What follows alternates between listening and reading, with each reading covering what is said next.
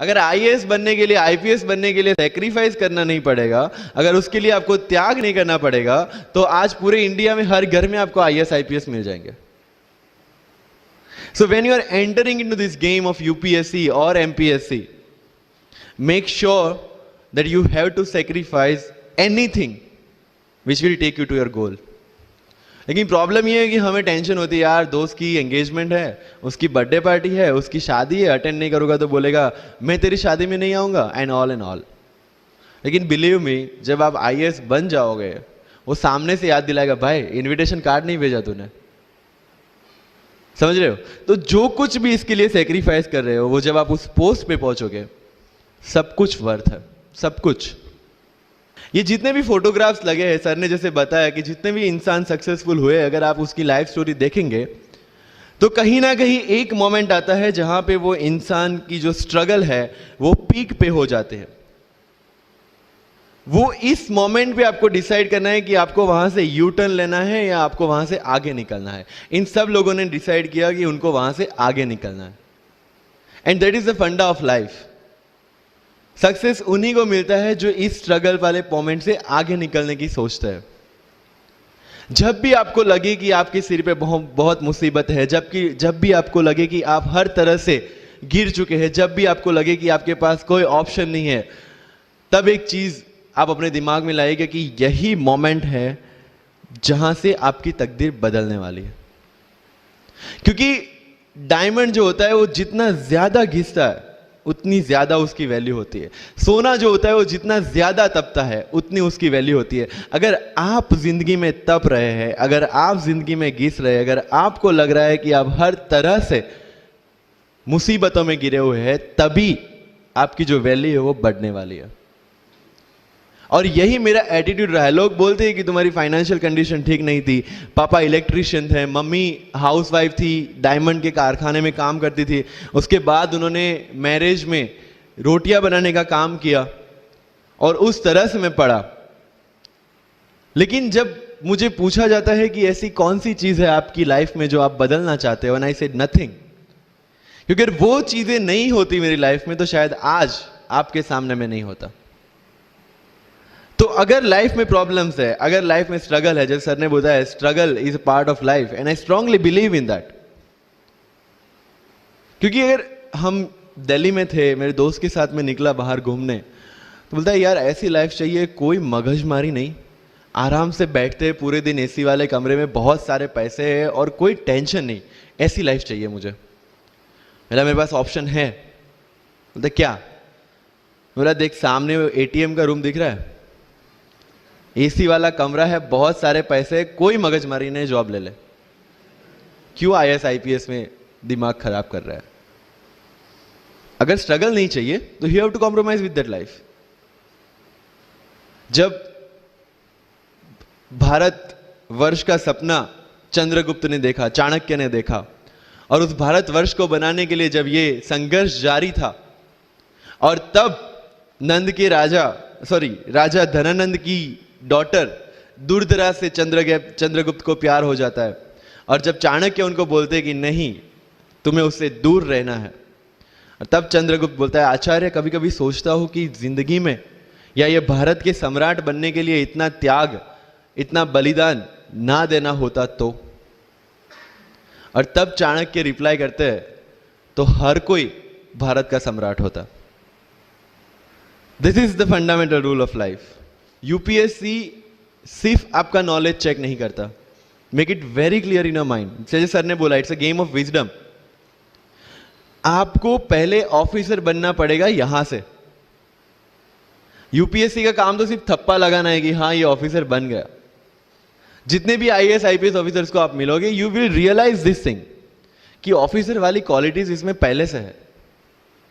आप जब preparation start करते हैं तभी से समझ लीजिए कि आपकी आईएएस और आईपीएस की ट्रेनिंग भी स्टार्ट हो गई. बिकॉज जो क्वालिटीज आपको चाहिए as an officer, as a IAS, as an IPS, क्या क्वालिटीज चाहिए? फर्स्ट ऑफ ऑल कॉन्फिडेंस, कि जब आप उस सीट पे बैठते हैं, आपके सामने कोई भी क्वेश्चन आएगा, you will be able to handle the issue. ये कॉन्फिडेंस लेके आपको उस सीट पे बैठना है. यही कॉन्फिडेंस चाहिए when you start the preparation. Decision making, अगर हर एक टॉपिक पे आप हर एक कोई को पूछने जाते हैं भाई इसमें कौन सी बुक पढूं, इसमें क्या पढूं, इसमें क्या करूं, then you are not suitable for this exam. आज मेरे पास काफी मैसेजेस आते हैं, sir please give me your strategy. I am sure आप में से काफी लोगों ने किसी टॉपर्स को पूछा होगा please share your strategy. Why? हर एक की स्ट्रेटजी अपनी खुद की होती है।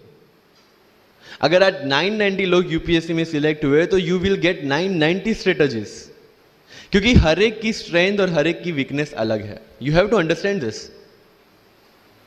आप कभी डॉक्टर के पास जाते हैं बीमार होके और कभी डॉक्टर को यह बोला है सर जो आगे वाले पेशेंट को दी ना मुझे वही मेडिसिन चाहिए? डिड यू से लाइक दैट? नो, क्योंकि उसकी बीमारी अलग है, मेरी बीमारी अलग है। सेम चीज विथ यूपीएससी, आपकी स्ट्रेंथ और आपकी वीकनेसेस अलग है, किसी टॉपर की स्ट्रेंथ और किसी टॉपर की वीकनेसेस अलग है। Why should I walk on the same path, जबकि मुझे पता है कि वो मेरे लिए बना ही नहीं। I have to create my own path. मेरा यूपीएससी का जो बुक लिस्ट है वो अगर आप देखेंगे ना तो यू विल फाइंड कि ये completely out of the box book list है। मैंने कभी लक्ष्मीकांत नहीं पढ़ी। आई नो यूपीएससी फ्रेटर्निटी के लिए ये बहुत बड़ा स्टेटमेंट है। I never read Shankar IAS, I never read Yojana, I never read Kurukshetra. I didn't do writing practice for mains. मैंने मेंस में GS2, GS3, GS4 का एक एक पेपर, एक ऐसे और ऑप्शनल का एक एक पेपर लिखा है। That's all about my writing practice. Because I knew what are my strength and what are my weaknesses. Mains में 3 चीजें होती है, handwriting, speed and content. When I was so sure about my handwriting and my speed, why should I waste my time on writing the papers? Instead of that, I focused on improving my content. Getting my point? So if you are the aspirant की जिसको लगता है कि 3 घंटे में मेरे से paper finish नहीं होता, then go for writing practice. Then write as much as you can because you need that. But किसी टॉपर ने 50 पेपर लिखे हैं, 3 टेस्ट सीरीज ज्वाइन किया है, इसलिए मुझे भी करना पड़ेगा। No, that is not the rule in UPSC. किसी ने ये टेस्ट सीरीज ज्वाइन की, मैं वहां चला गया, किसी ने वो टेस्ट सीरीज की, मैं वहां चला गया। No, you have to create your own path and this was the biggest part of my UPSC preparation. सुनो सबकी, करो मन की। This is applicability of your mind, क्योंकि आपकी स्ट्रेंथ, आपकी वीकनेस आपसे ज्यादा अच्छा कोई नहीं जानता। आपके पेरेंट्स भी नहीं, आपका सबसे क्लोज टीचर भी नहीं। आपको 3 बार चीजें पढ़ के समझ में आती है, किसी को 5 बार पढ़ के समझ में आती है, किसी को 1 बार समझ में आ जाती है। But I want follow the same path जो आगे लोगों ने फॉलो किया है। वो मेरे लिए बना ही नहीं है। I have create my own path. Getting my point? Yes और नो? सो जो मजदूरी है वो सड़क पे एक इंसान 12 घंटे गड्ढा खोद के भी करता है और एक टॉप कंपनी का सीईओ भी 12 घंटे दिमाग चला के मेहनत करता है। लेकिन how he is different from that person on the road? Because he uses his mind. In UPSC we are suppose to do the same. मुझे पता चला कि भाई लक्ष्मीकांत मेरी मेंस की रिक्वायरमेंट फुलफिल नहीं करता। प्रीलिम्स जैसे सर ने बताया was not into consideration. I know कि उसमें सिर्फ एक ब्रिज क्रॉस करना है, एक हर्डल क्रॉस करना है। अगर मैं प्रीलिम्स में 180 भी लेके आया, 190, इवन 200 भी लेके आया, तो मेंस में तो मैं सबके बराबर ही खड़ा हूं। Why to waste your time and energy on something which is just qualifying?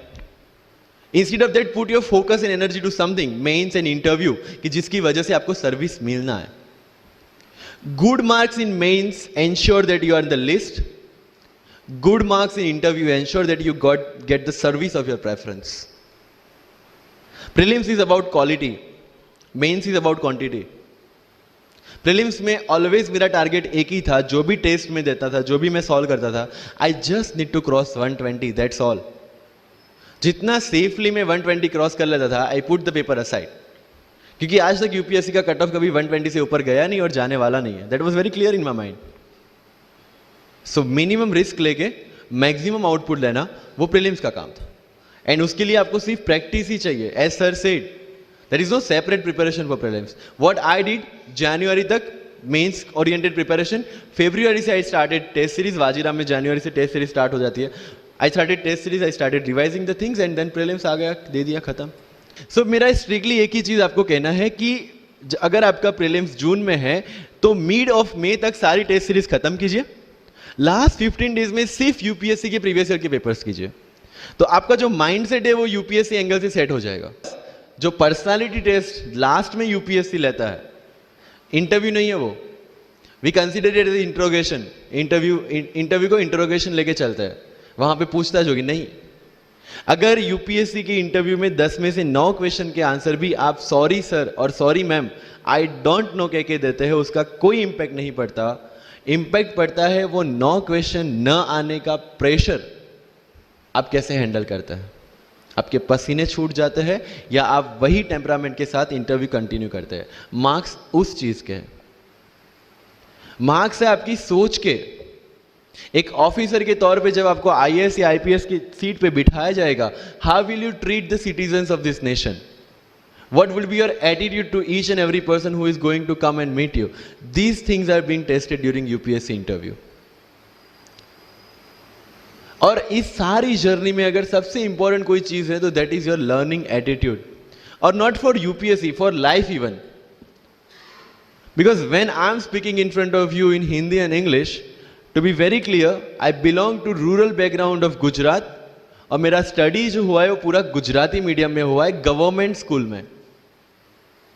12th तक का स्टडी मेरा गवर्नमेंट स्कूल में हुआ है, गुजराती बोर्ड में, गुजराती मीडियम में। And yet I can give my UPSC interview in English in Delhi and score such marks. Where did it come from? कहाँ से आता है ये? मुझे अभी भी याद है, मेरा college National Institute of Technology Surat था, जहाँ पे मेरे साथ जो पढ़ने वाले बच्चे थे वो सारे CBSE ICSE वाले थे, और मैं एज ए एलियन वहाँ पे पहुँचा था, क्योंकि तब मुझे पता चला कि मैकडी जैसा भी कुछ है और उसमें बर्गर जैसा भी कुछ मिलता है। That was my first exposure to any metro city. And जब मैं उनसे इंटरेक्शन करता था और इंग्लिश बोलने की ट्राई करता था, तो जैसे संजू मूवी में इंग्लिश दिखाया गया है गुजरातियों का, जो जीरो को जीरो बोलते हैं, उसी तरह I was also like that. Mother tongue influence आ जाता है, it's very obvious.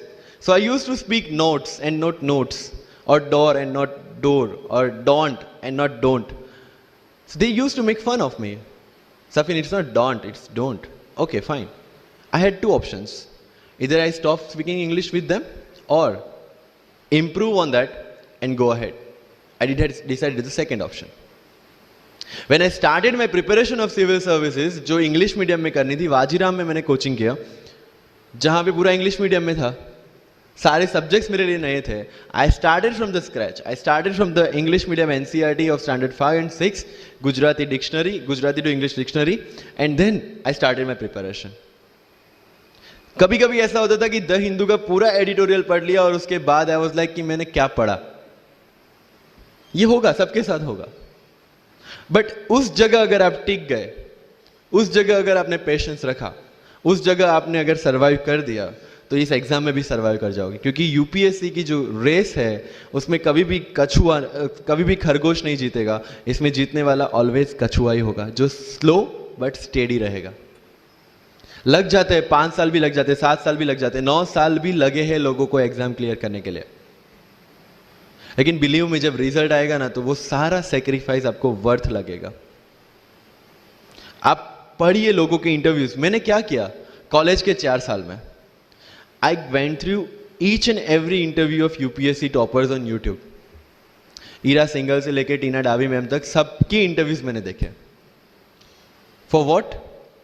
Just to know कि उन्होंने ऐसी कौन सी गलतियां की थी जिससे इनको इतना टाइम लग गया, और मुझे कौन सी गलतियां रिपीट नहीं करनी है। क्योंकि चाणक्य ने कहा है कि दूसरों के एक्सपीरियंस से जो सीखते हैं ना, वो जल्दी आगे आ जाता है, क्योंकि खुद सब कुछ अनुभव करके सीखने के लिए जिंदगी काफी छोटी है। I did the same. 4 साल में हर एक टॉपर का इंटरव्यू देख लिया, चीजें समझ ली कि ऐसी कौन सी चीजें जो इन सब ने की है, और ऐसी कौन सी चीजें हैं जो गलतियां हैं जो इन्होंने की और जो मुझे रिपीट नहीं करनी है।